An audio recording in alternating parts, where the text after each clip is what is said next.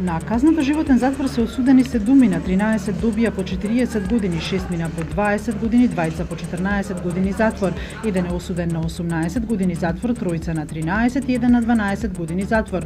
Од вкупниот број на 37 обвинети во случајот Диво населје, 33 се прогласени за виновни, а 4 добија ослободителни присуди. Обвинетите беа отстранети од судницата бидејќи ВКУЧК ја пее албанската химна. На судот му дофрла дека тие не се терористи, туку дека терористи се оние кои влегоа во парламентот на 27 април и ги тепаа пратениците.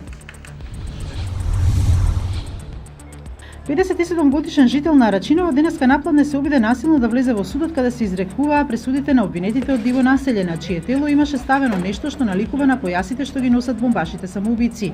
Откако беше совладан од полицијата, бил приведен пошто бил идентификуван, а неофицијално на себе имал големи петарди поврзани со жица. Од МВР велат дека во тек е вештачењето.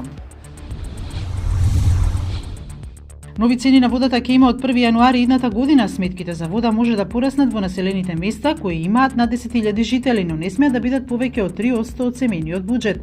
Регулаторната комисија за енергетика го презема секторот за води, ги подготвува подзаконските акти во соработка со консултантска куќа НИРАС, треба да ја утврди просечната, минималната и максималната тарифа. За тоа колку ќе поскапи водата ќе одлучуваат советите во општините, а за тарифите предпријатијата.